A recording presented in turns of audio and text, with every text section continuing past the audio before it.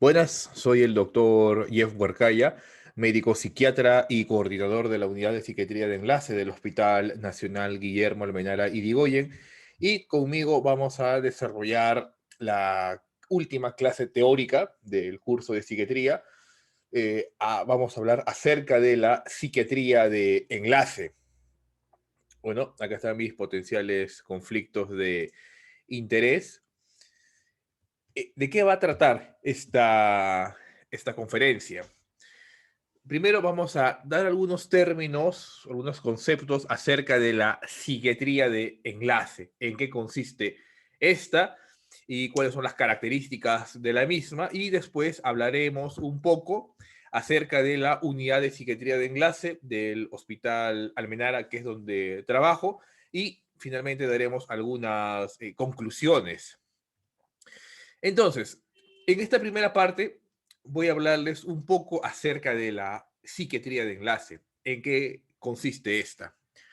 Miren, jóvenes, usualmente o tradicionalmente, como quieran llamarlo ustedes, el psiquiatra o el centro de trabajo del psiquiatra estuvo en los manicomios, en los antiguos manicomios, actualmente conocidos como instituciones de salud mental u hospitales psiquiátricos. Ese era el centro de trabajo de los psiquiatras. Ahí atendían a los pacientes, atendían las diferentes patologías. No obstante, en el último, inicios del último siglo, del siglo XX, el psiquiatra comenzó a tener un nicho diferente, un nicho de trabajo diferente al del hospital psiquiátrico. Comenzó a trabajar en los hospitales generales, en las salas de medicina o cirugía de los diferentes hospitales generales. Y en este ambiente se comenzó a observar otras patologías, otras diferentes agrupaciones de síntomas mentales.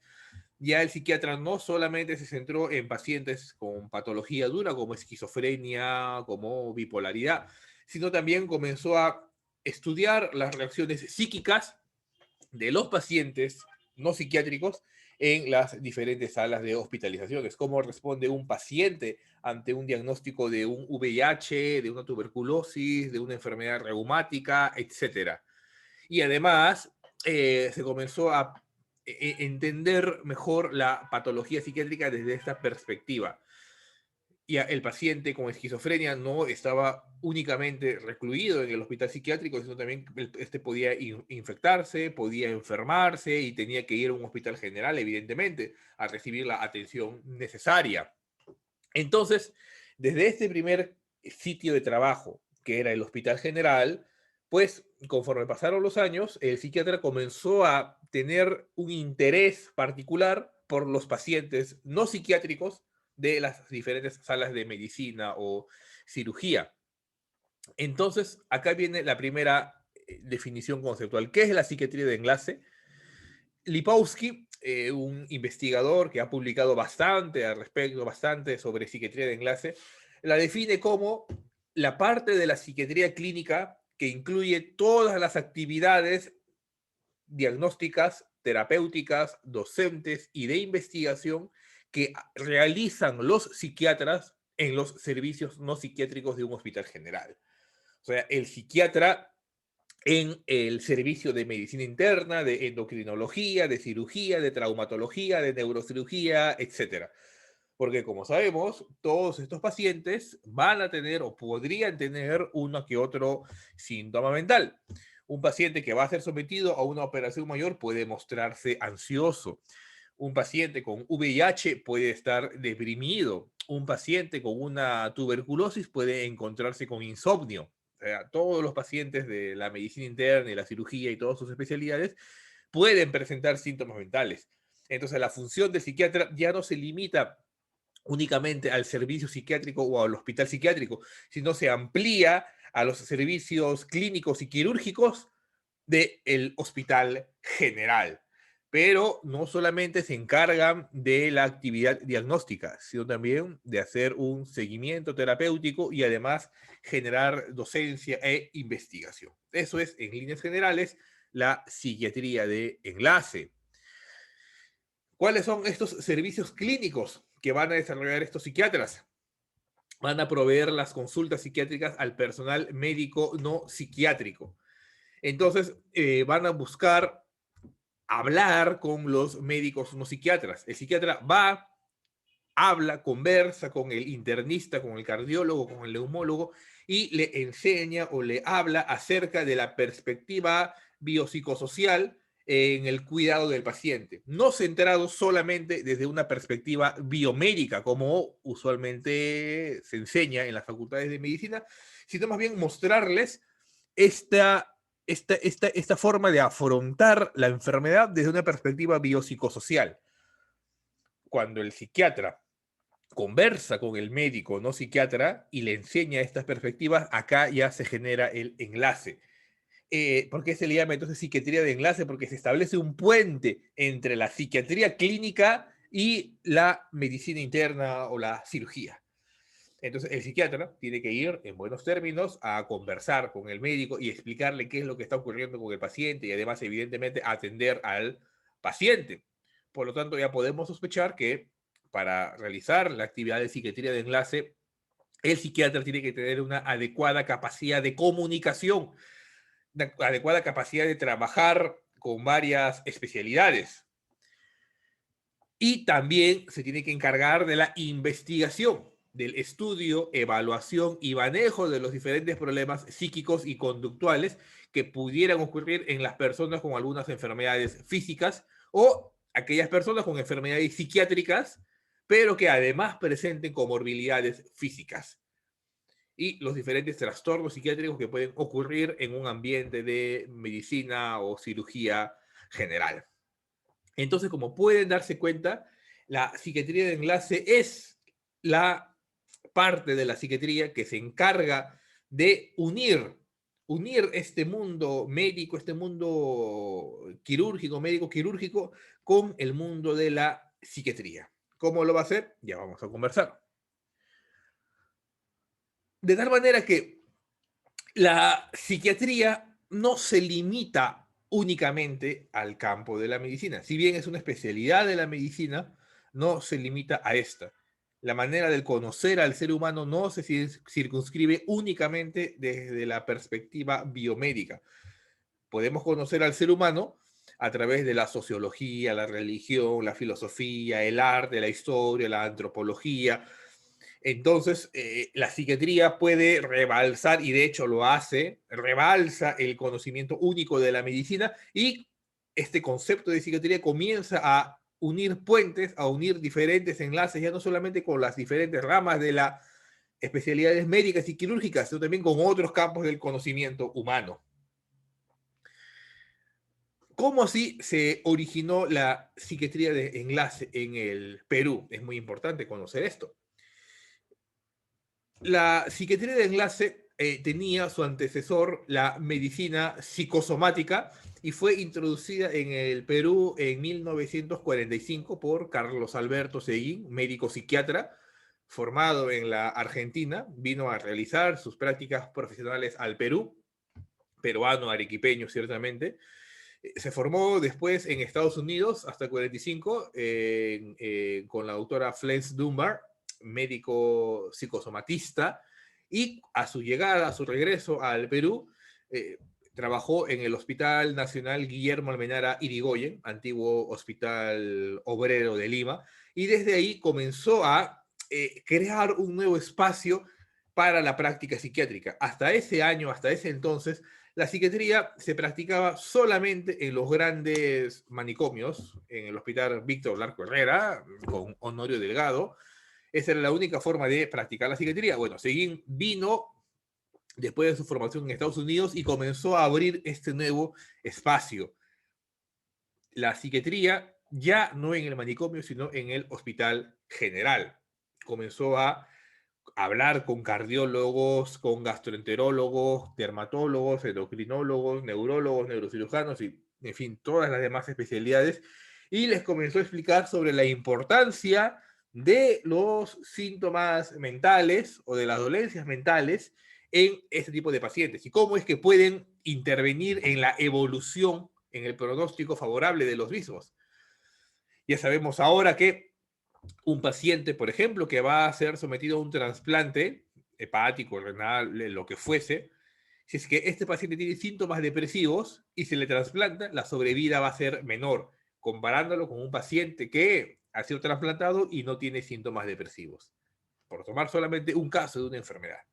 Entonces, es muy importante que los médicos no psiquiatras logren ubicar estos síntomas mentales y solicitar el apoyo necesario para poder mejorar la calidad de vida de los pacientes. Bueno, este tipo de prácticas las introdujo Carlos Alberto Seguín en la década del 40 acá al Perú, y ya al poco tiempo comenzó a diversificarse, comenzaron a aparecer los diferentes servicios de psiquiatría ya en otros hospitales. Ahora, ¿cómo es el modelo de la psiquiatría de enlace? Acá hay que hacernos una pregunta. ¿La psiquiatría de enlace es una subespecialidad de la psiquiatría, como ocurre con la psiquiatría infantojuvenil o con la psiquiatría, como la psiquiatría de adicciones o de conductas adictivas? Entonces, acá hay dos respuestas. Algunos consideran que la psiquiatría de enlace no es indiferenciable de la psiquiatría general. Con esto quiere decir que un psiquiatra que se ha formado donde sea, tú estás formado en un hospital psiquiátrico, no importa, puedes atender o puedes realizar psiquiatría de enlace. Entonces, según este modelo, según estas personas, estos psiquiatras, dicen que la psiquiatría de enlace puede ser hecha por cualquier psiquiatra porque no requiere habilidades especializadas. Cualquier psiquiatra que se formó en cualquier hospital pudiera practicarla, y que además el diagnóstico y el manejo de estos problemas psiquiátricos seguirían una ruta convencional. ¿Qué significa esto? Que en la psiquiatría de enlace solamente vamos a ver los síntomas psiquiátricos o los diagnósticos psiquiátricos que aparecen en los diferentes manuales. Vamos a encontrar depresión, esquizofrenia, bipolaridad, todo lo que aparece en los manuales. Ahora, hay otro grupo de psiquiatras que les dicen que no, al contrario, la psiquiatría de enlace es una subespecialidad de la psiquiatría y que ha sido reconocida como tal. Y en Estados Unidos existe la subespecialidad denominada medicina psicosomática. En nuestra región, en Colombia, existe la subespecialidad de la psiquiatría de enlace. Entonces, para este tipo de personas, el psiquiatra de enlace requiere un conocimiento especializado y preferentemente tiene que dedicarse a tiempo completo a atender las diferentes consultas psiquiátricas dentro de los hospitales generales. Por lo tanto, el psiquiatra de enlace tiene que haberse formado en un hospital general. Ya alguno de ustedes querrá ser psiquiatra y decidirá dónde se va a formar, si en un hospital psiquiátrico, como el Arco Herrera, el Valdizán, o en un hospital general, como Almenara, Rebagliati o Loaiza. Ahora, ¿qué más se dice?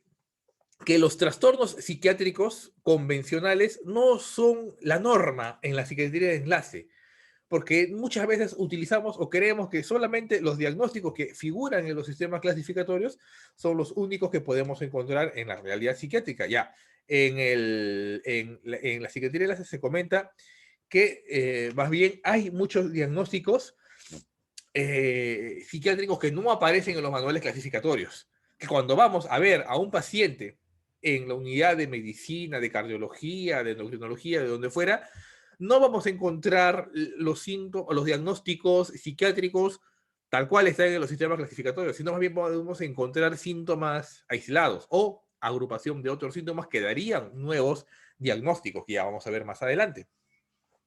Entonces, debido a esto, debido a que en la psiquiatría de enlace vamos a encontrar diagnósticos que no figuran en los sistemas clasificatorios tradicionales, entonces el diagnóstico, el tratamiento debe ser innovador, además de que la enseñanza y la investigación debe ser un eje fundamental que guíe la práctica de la psiquiatría de enlace.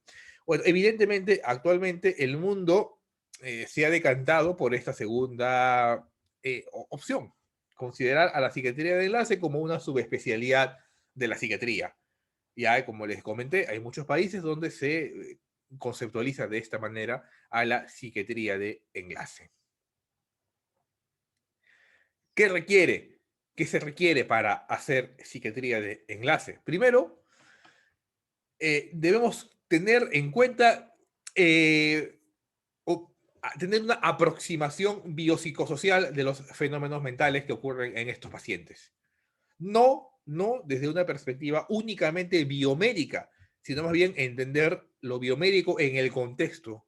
Por eso se dice que aquellos que se van a dedicar a la psiquiatría de enlace tienen que desarrollar competencias básicas en una aproximación sistémica biopsicosocial, en el cual tratemos al paciente y a los diferentes aspectos que van a influir en su esfera psíquica. Por lo tanto, hay que comprender muy bien la influencia de las variables psicológicas y sociales en las enfermedades somáticas. Esto es muy importante. Los niveles de ansiedad, los niveles de depresión, de qué manera van a influir en una persona con diabetes, de qué manera van a influir en una persona con hipertensión arterial, con insuficiencia mitral, con problema pancreático, etc. Entonces, como está bien resaltado, comprender las influencias de las variables psicológicas y sociales en las enfermedades somáticas. Debido a que hay una gran cantidad de pacientes hospitalizados y muchas veces se solicitan varias interconsultas, varias evaluaciones en un mismo día, el psiquiatra de enlace tiene que tener la capacidad de realizar evaluaciones psiquiátricas comprensivas, generalmente en poco tiempo. Y además, no solamente centrarse en el aspecto psiquiátrico, sino también comprender la patología médica, porque hay muchas enfermedades médicas que van a generar síntomas mentales. El psiquiatra de enlace tiene que conocer el rol de la hiponatremia, de la hipoglicemia, del hiperparatiroidismo, del hipertiroidismo y cómo se relaciona esto con los diferentes síntomas mentales. Además de realizar esta evaluación comprensiva y amplia, tiene que realizar intervenciones a dichos pacientes, intervenciones también basadas en la psicofarmacología y en la psicoterapia breve. Debido a que es una gran cantidad de pacientes que se evalúan, ya les voy a mostrar cuántos se evalúan diariamente, el psiquiatra de enlace tiene que tener la habilidad de generar una alianza terapéutica rápida con los pacientes en diferentes entornos clínicos, en los pisos, en las salas de hemodiálisis, en las salas de quimioterapia, en la emergencia, etc. Va a haber diferentes escenarios lejanos del tradicional consultorio en el cual se atienden a los pacientes de psiquiatría.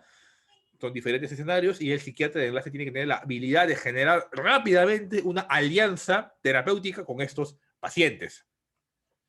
Y además, como el psiquiatra de enlace no se va a dedicar solamente a ver pacientes, sino también a conversar con los médicos que están a cargo del paciente para poder explicarles qué es lo que está ocurriendo con ellos desde una perspectiva biopsicosocial, el psiquiatra de enlace tiene que tener la habilidad de poder comunicar adecuadamente la información diagnóstica y terapéutica a los colegas médicos y en general a otros miembros del hospital general, como enfermeras, obstetrices, tecnólogos, quien esté con el paciente.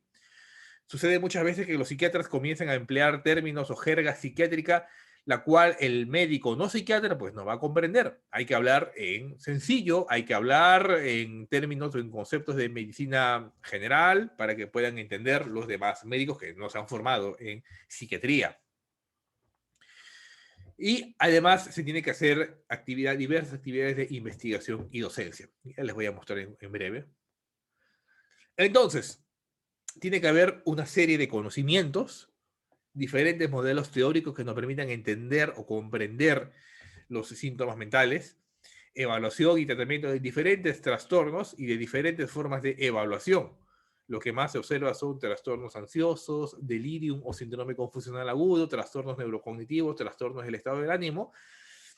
Además, el psiquiatra de enlace tiene que tener algunas habilidades básicas. Primero, la habilidad de comunicación. Si tú no sabes comunicarte, tú no sabes hablar asertivamente, positivamente con otros médicos, no psiquiatras, pues vas a tener ciertas dificultades a la hora de buscar la ayuda completa de los pacientes o buscar ayudar a los pacientes completamente. Además, tiene que tener habilidades, evidentemente, diagnósticas y terapéuticas. Tiene que saber diferenciar bien los cuadros clínicos y tratar o dar el tratamiento adecuado a los mismos. Y generar actitudes éticas. Muchas veces los pacientes se quejan de esta deshumanización, digamos, entre comillas, de los médicos. Ya, el psiquiatra de enlace tiene que encargarse de esta rehumanización de la práctica médica. Y mostrar a los médicos que el aspecto psicológico, psíquico, es muy importante en estos pacientes. Ya, entonces tenemos una idea un poco clara de qué es la psiquiatría de enlace, cuáles son sus diferentes conceptos y cómo apareció en el Perú. Ahora, la actividad básica, fundamental de la psiquiatría de enlace es responder la interconsulta. Además de hablar con otros colegas y de generar actividades de docencia e investigación, es la interconsulta. ¿En qué consiste una interconsulta? Un paciente que, por ejemplo, les doy un ejemplo, un paciente que ingresa a la sala de cardiología por un dolor precordial y después de hacerle una serie de exámenes no encuentran alguna patología orgánica. ¿Qué dice el cardiólogo? Haz una interconsulta, o sea, llama al psiquiatra para que haga una evaluación del estado de salud emocional de este paciente. Entonces, la interconsulta es la solicitud de evaluación que hacen los médicos de otros pisos, de otros servicios, a los psiquiatras de evaluación para poder dar una precisión diagnóstico, para trabajar conjuntamente por el paciente. Entonces, el psiquiatra llega a la interconsulta por diferentes motivos. En algunos hospitales se utilizará por escrito, a mano, por llamada, por fax. Bueno, fax ya nadie utiliza, o por sistemas digitalizados, por historias clínicas electrónicas.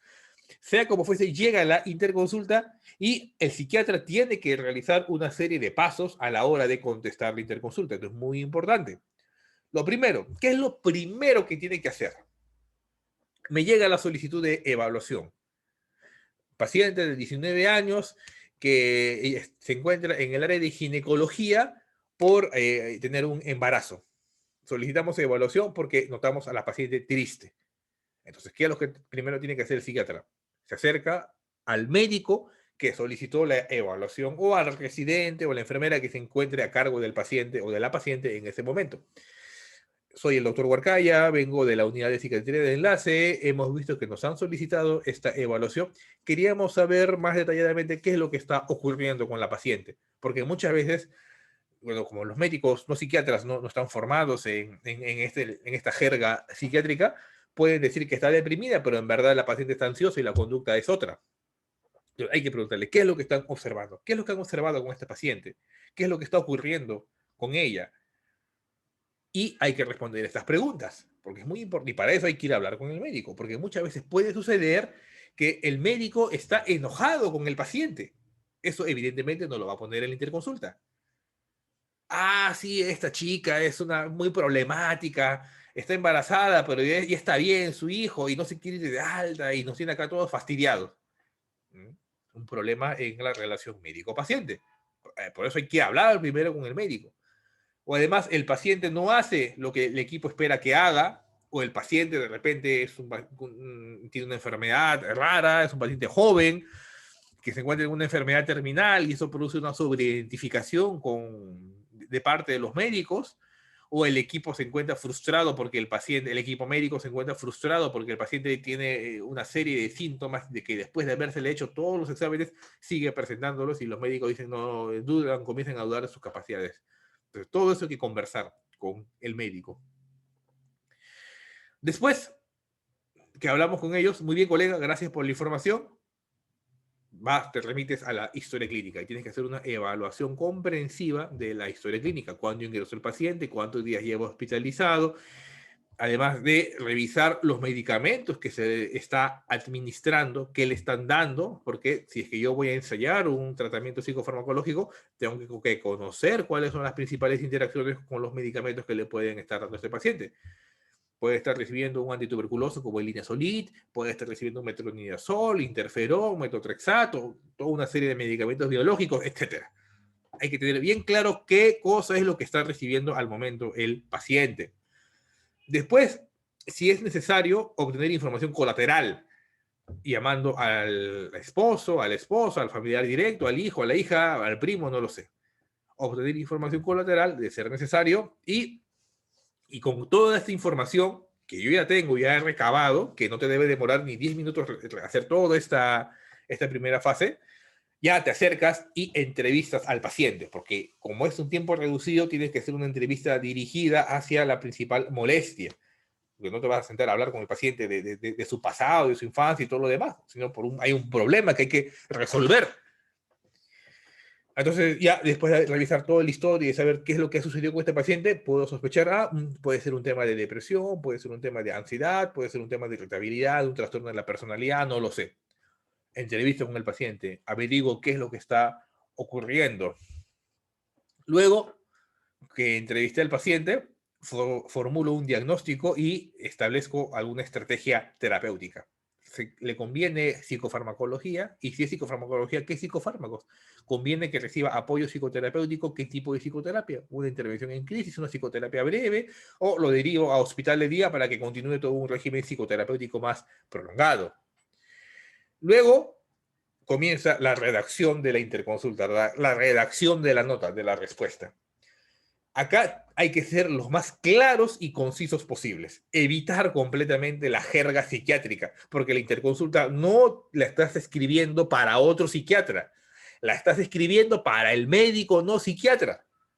Entonces tú tienes que ser muy claro, muy puntual, muy preciso, para que el médico no psiquiatra te entienda, esto es lo que está pasando con el paciente, y explicitar la respuesta del motivo de la interconsulta.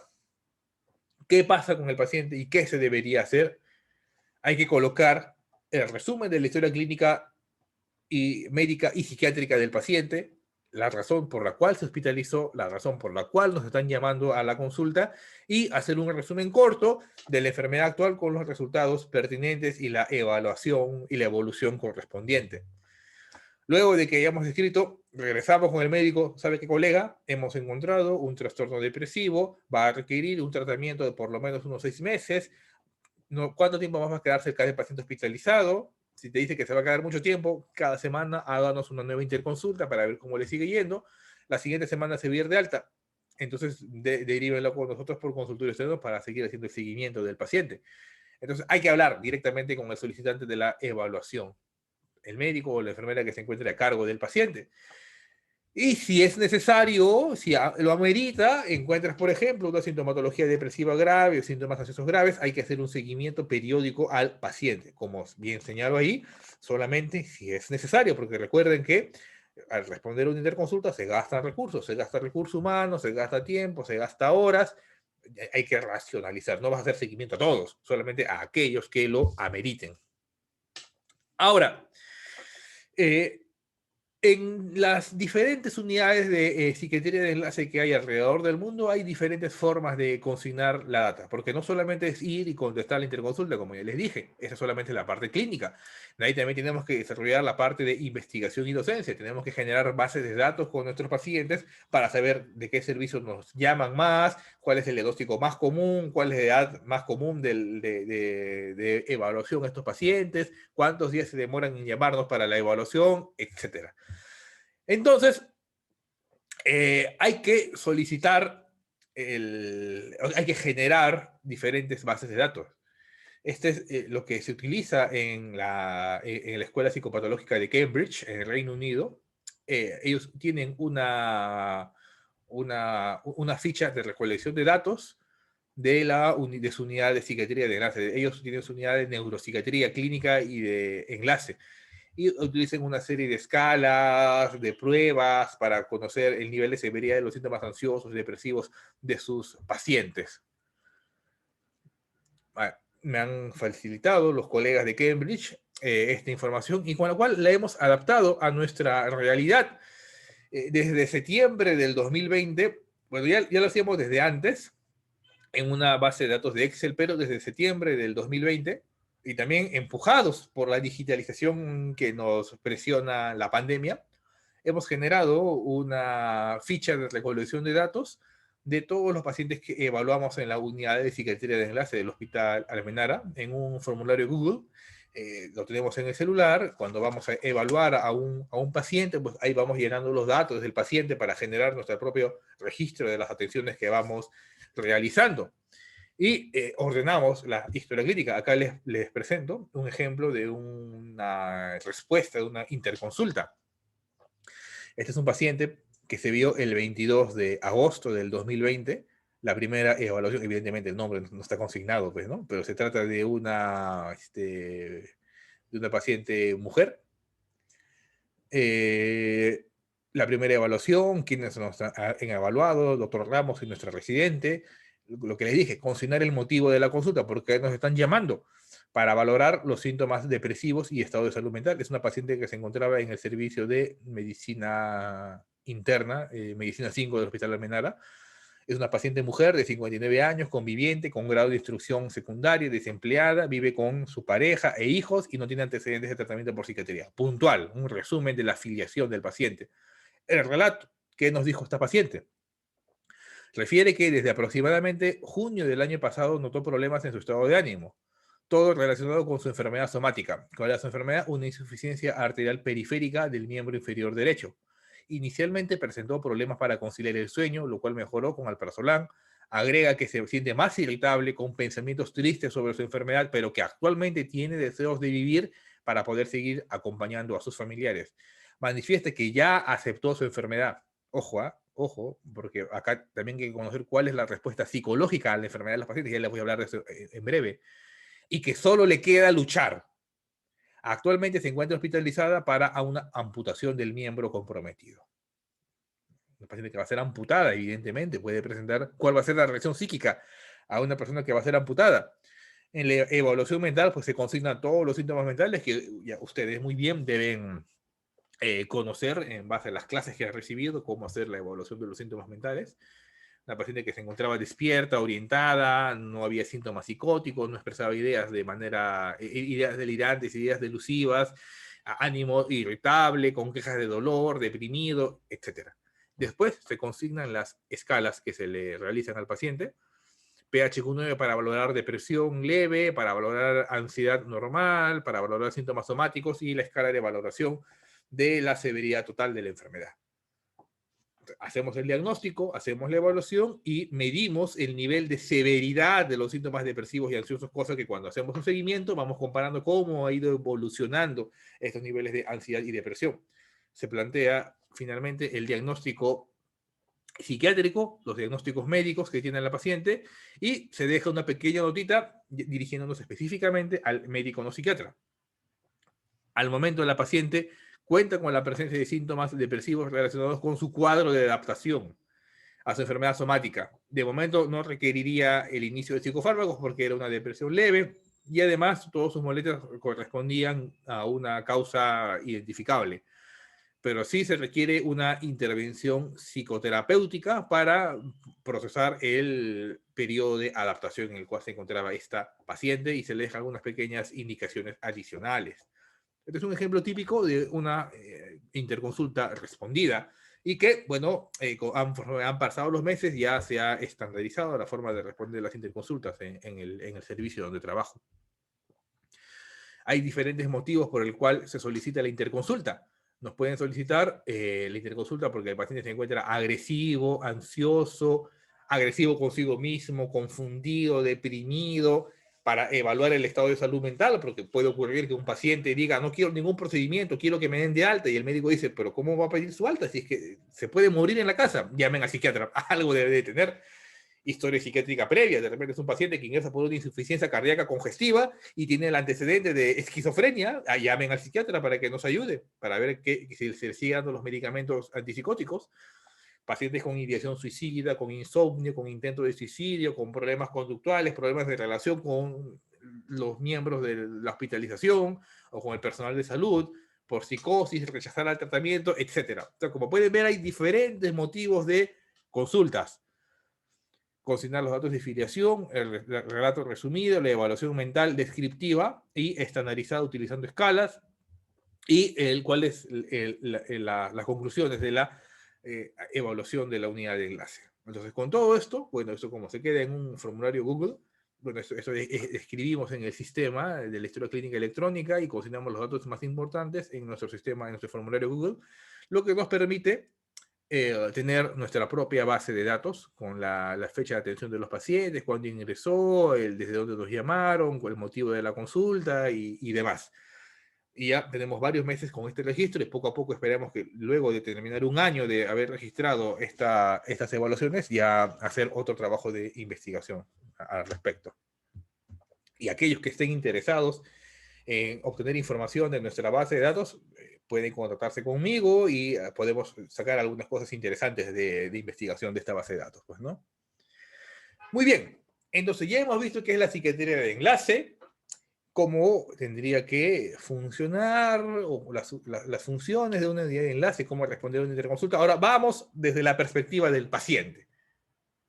¿Qué pasa cuando un paciente es hospitalizado desde el punto de vista psíquico? Esto hay que tenerlo muy claro. Esto ya lo describió muy bien Lipovsky allá por la década del 70. Él dijo que la enfermedad evidentemente nos va a generar un estrés. Depende no solo del nivel de severidad de la enfermedad, sino también de las características psíquicas de la persona enferma. Porque pudiera pasar que una misma enfermedad, una simple gripe, pueda ser entendida como un riesgo inminente de muerte para un paciente y como algo leve para otro paciente. O enfermedades graves como un cáncer terminal para algún paciente, pues puede ser algo catastrófico, apocalíptico, y para otro paciente, pues es simplemente, bueno, pues ya que se va a hacer, así es la vida, me moriré. Entonces, cada paciente va a tener una respuesta al estrés de la enfermedad de manera distinta. ¿En base a qué? En base a que acá vemos el estrés de la enfermedad, cómo se va a manifestar, primero, por las estrategias de afronte del paciente. ¿Cómo afronta el paciente los diferentes estrés en la vida? ¿Cuáles son las características personales, el estilo personal del paciente, su propia personalidad? Y además los mecanismos de defensa psicológicos, los mecanismos de defensa psíquicos frente a situaciones estresantes. A todo esto, estas características del estilo de responder ante la enfermedad va a estar influenciado evidentemente por la historia de vida, por la biografía y las experiencias que ha tenido el paciente. Por ejemplo, a ti te detectan un cáncer terminal y de repente tú has tenido tu padre y tu madre que fallecieron con cáncer, todo eso va a rememorar, hacer que rememores esta experiencia vital que tuviste. A los 13 años cuidaba a mi madre con cáncer, la tenía que llevar al hospital todos los días, mi padre sufría, tenía que cambiarle la sonda, tenía que cambiarle de antibióticos a cada rato y comienza a generarse una angustia.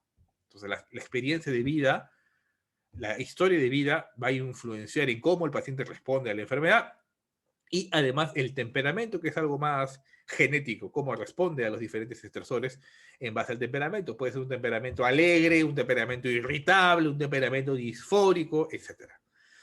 Entonces, todas estas variables van a influenciar a la hora de tener una respuesta psíquica frente a la enfermedad. Y esta respuesta psíquica puede ser de dos tipos, una respuesta afectiva y una respuesta conductual. Señor, tiene cáncer, comienza a llorar, depresión, ansiedad. Señor, tiene cáncer, esto es un médico inútil, una porquería, una basura, no sirve, el hospital es una desgracia, no quiero nada. La conducta se pone agresivo, se pone violento. Entonces la respuesta psicológica, influenciada por todas estas variables que ya les comenté, puede generar una respuesta afectiva o una respuesta conductual. Si estas respuestas afectivas y conductuales son desproporcionadas o son desadaptativas, ahí es cuando se realiza la consulta psiquiátrica. Te diagnosticaron de cáncer, pero la estás llevando bien, de manera alegre, tomas tus medicamentos, sigues tu radioterapia, tu afecto está adecuado, ¿para qué van a llamar al psiquiatra? Te diagnosticaron de cáncer y comienzas a hacer depresión, ansiedad, o comienzas a tener una conducta muy agresiva, irritable, violenta, o una conducta de abandono, pues ahí sí llaman al psiquiatra. Ahora, acá hay una variable muy importante que es el significado de la enfermedad. Cada paciente le va a dar un significado distinto a su enfermedad. Y hay algunos conceptos de esta enfermedad que pueden ser hasta beneficiosos para el paciente.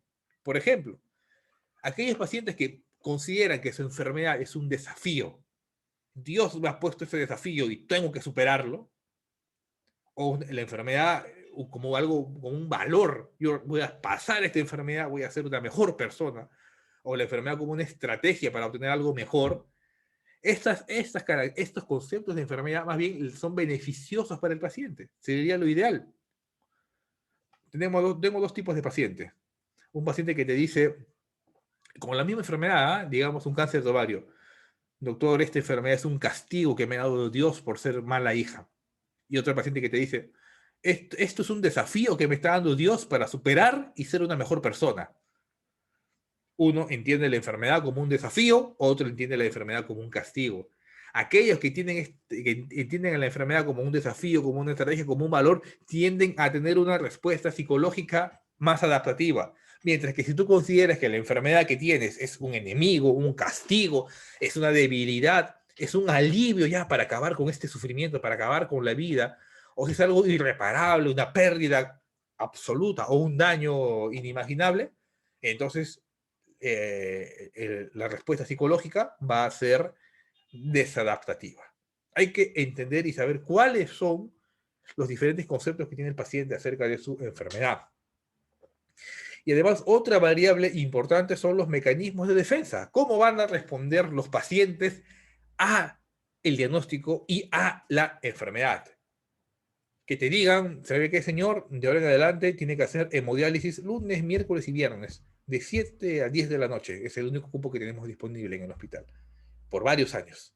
Varios años. ¿Cómo vas a afrontar eso? ¿Cómo vas a llevar eso? ¿Cómo vas a responder esa dificultad, ante ese estrés? Hay mecanismos de defensa. Las defensas generalmente están fuera de la conciencia del individuo. Mecanismos de defensa ¿contra qué? Contra el estrés de la vida y que busca proteger tu integridad psíquica.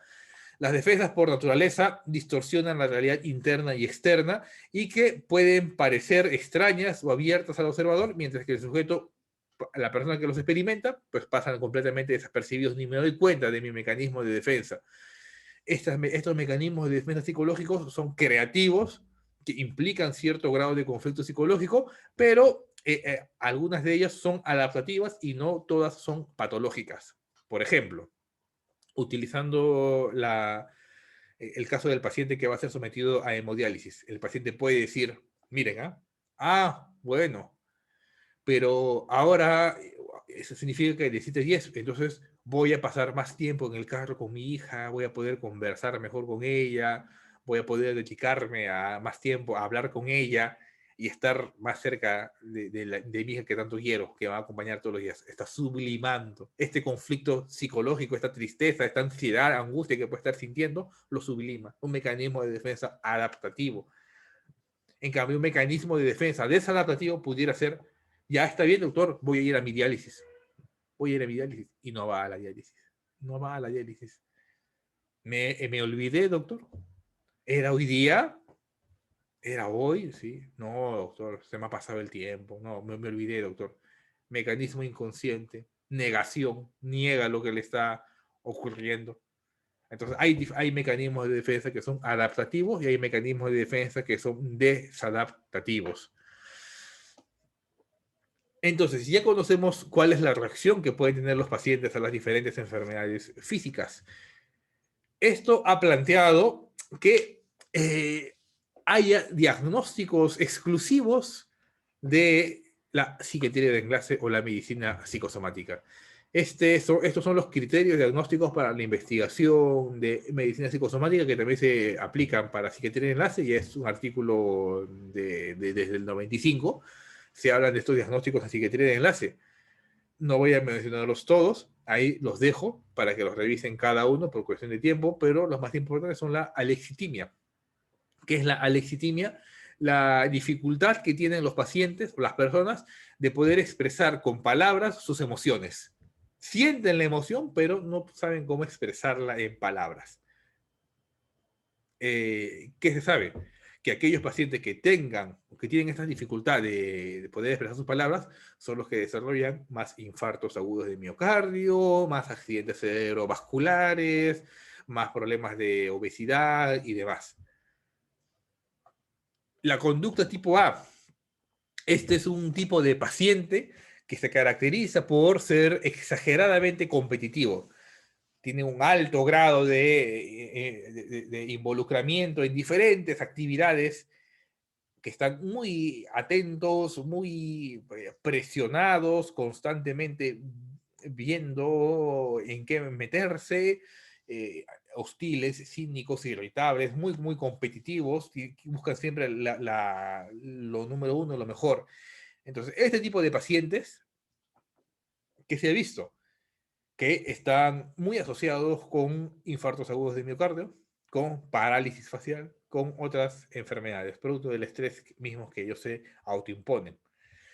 Hay además la fobia a la enfermedad, la tanatofobia o temor a la muerte, la ansiedad por la salud, la negación de la enfermedad, síntomas somáticos secundarios, una somatización persistente, la conversión, la somatización y la conversión son cosas diferentes. Ahí les dejo los criterios, revísenlos, léanlos porque es pregunta de examen. Reacción de aniversario, ánimo irritable y la desmoralización. Como pueden ver, son diagnósticos diferentes a los que se manejan en la psiquiatría convencional. Revísenlo, léanlos como les dije. Muy bien, vayamos entonces a la segunda parte. Ya hemos definido conceptualmente qué es la psiquiatría de enlace, hemos dado algunas ideas sobre la misma y hemos visto cuáles son los diagnósticos que se pueden manejar a ese nivel. Hablemos ahora, ya desde una parte práctica, cómo funciona dentro una unidad de psiquiatría de enlace. Para esto les traigo el ejemplo de la unidad que dirijo actualmente, que coordino, del Hospital Nacional Guillermo Almenara Irigoyen. ¿Cuál es el contexto clínico? Pues el Hospital Almenara cuenta con 815 camas hospitalarias. Bueno, esta es cifra antes de la pandemia. Tengo que ver con cuántas camas se encuentran actualmente. Creo que como han abierto nuevas áreas para COVID, tenemos algo más de 1000 camas hospitalarias, pero bueno, va por ahí. En el Hospital Almenara tenemos un departamento de psiquiatría que cuenta con 4 servicios: el servicio de psiquiatría de adultos, de conductas adictivas, de psiquiatría infanto-juvenil, de hospitalización diurna. Y estos servicios, dirigidos por el Servicio de Psiquiatría de Adultos, conforman la unidad de interconsulta y psiquiatría de enlace, en la cual contamos con 3 médicos psiquiatras a tiempo parcial. Yo soy uno, están 2 colegas más. Tenemos médicos residentes de psiquiatría, médicos rotantes de otras especialidades y de otros hospitales. Y bueno, todavía no hemos abierto a estudiantes de medicina, pero bueno, esperemos que cuando termine la pandemia poder abrir o tener convenios para que también roten con nosotros estudiantes de medicina. ¿Qué es lo que hacemos? Hacemos práctica clínica, evaluamos a los pacientes, hacemos seguimiento, respondemos a las interconsultas, estudiamos los factores psicosociales de vulnerabilidad individual, los correlatos psicosociales de las enfermedades y planteamos tratamiento psicofarmacológico y psicoterapéutico. A nivel académico realizamos actividades científicas, revisión de libros, conversatorios clínicos y nos aproximamos a otras especialidades para dar charlas, para comentar acerca de las diferentes molestias psíquicas que pueden tener sus pacientes. Tenemos mucha proximidad con los servicios de reumatología, de neumología, de obstetricia, de cardiología. Y bueno, como ya les adelanté, realizamos también actividad de investigación, generamos nuestras bases de datos y hacemos publicaciones científicas. Estas son las líneas de investigación que desarrollamos actualmente en la unidad de psiquiatría de enlace.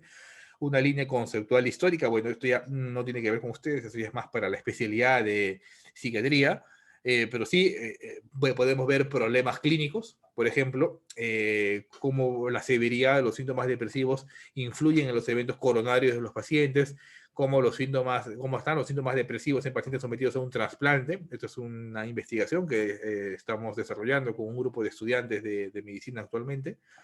O, por ejemplo, qué sé yo, bueno, los niveles de severidad de los síntomas depresivos y su relación con la severidad del lupus eritematoso sistémico. O sea, hay muchas.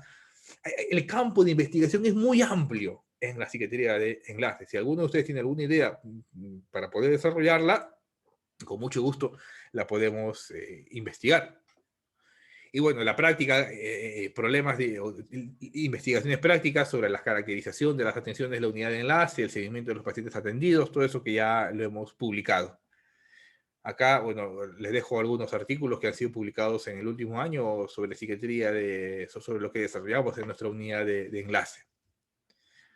Acá pueden ver, por ejemplo, un día normal de interconsultas.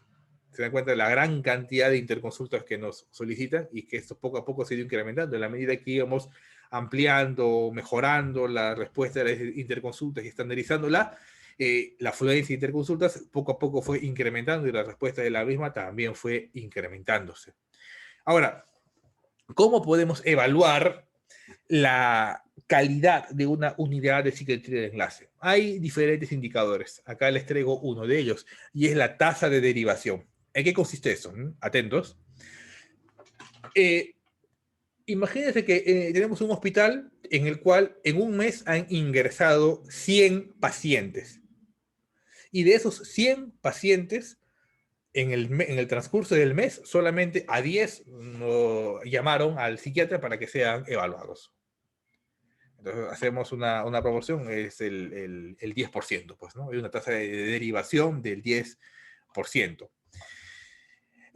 ¿Cuáles son los niveles o los estándares internacionales? ¿Qué nos dicen las diferentes investigaciones?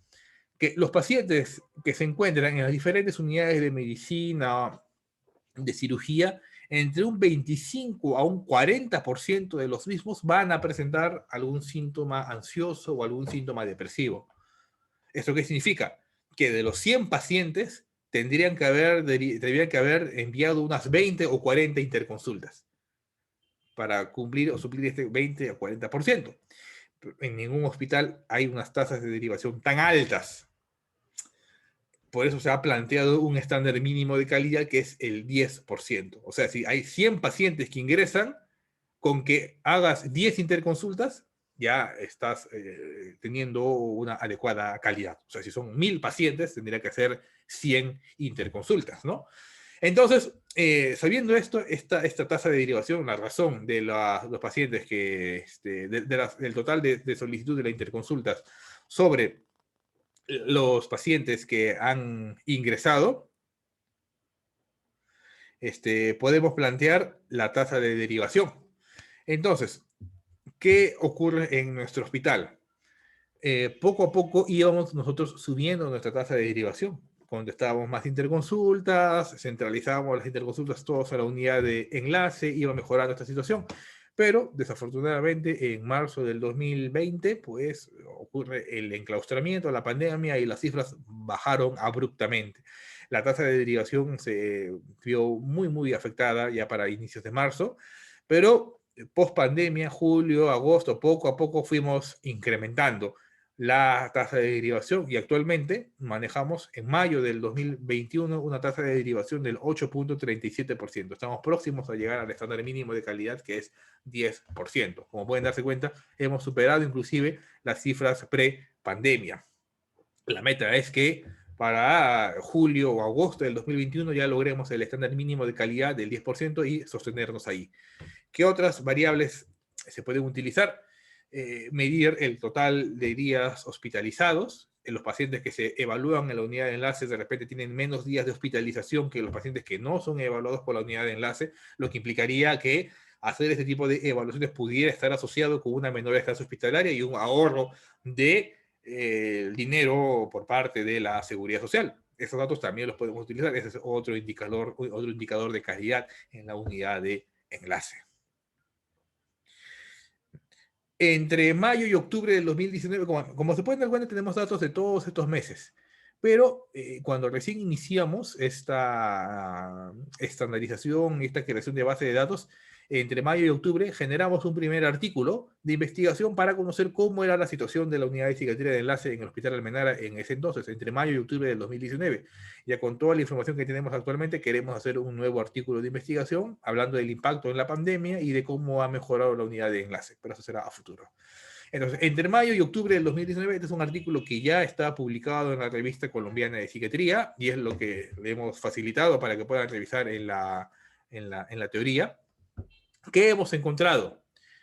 Un total de 400 atenciones, de primeras atenciones, o sea, primeras evaluaciones, una edad media de 58 años, un predominio femenino, y que el servicio que más interconsulta es el de medicina interna. Y esto es similar a lo reportado en otros artículos de investigación y en otras unidades de enlace.